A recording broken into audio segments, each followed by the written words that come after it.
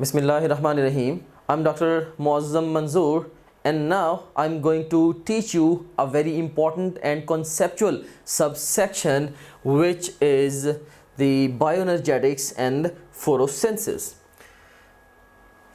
In this particular subsection, first of all, we will discuss bioenergetics, and then we'll spend significant amount of time on understanding the photosynthesis. Let's start off with bioenergetics. सबसे पहले हम bioenergetics की definition पे बात करते हैं. Bioenergetics is basically the quantitative study of energy relationships and energy convergence in the biological systems. Basically ये quantitative study है ओवरऑल एनर्जी रिलेशनशिप्स की और एनर्जी कन्वर्जन्स की इन द बायोलॉजिकल सिस्टम. यहाँ पे मैं एक पॉइंट जनरेट करना चाहता हूँ कि यू सीन हियर कि जितने भी लिविंग ऑर्गेनिजम्स हैं ऑन द प्लेनेट अर्थ, इन सब के लिए जो अल्टीमेट सोर्स ऑफ एनर्जी है that is sunlight, right.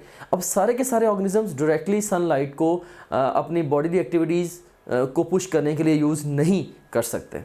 Alright, so you seen here कि फोटोसिंथेटिक ऑर्गेनिजम्स क्या करते हैं, वो लाइट एनर्जी को ट्रैप करते हैं और उसको फिर फूड एनर्जी में कन्वर्ट करते हैं, राइट. और उसके बाद फिर उस फूड को जो बहुत से दूसरे ऑर्गेनिजम्स जब वो लेते हैं तो वो उस फूड को ऑक्सीडाइज करते हैं और दोबारा फिर उसको केमिकल एनर्जी में कन्वर्ट करके अपने बॉडी फंक्शंस के लिए यूज़ करते हैं. तो ये जो एनर्जी की conversions हैं in the biological systems, basically bioenergetics it deals with these energy conversions, right. और जो different energy relationships हैं overall उनको भी quantitatively ये जो branch है biology की ये study करती है.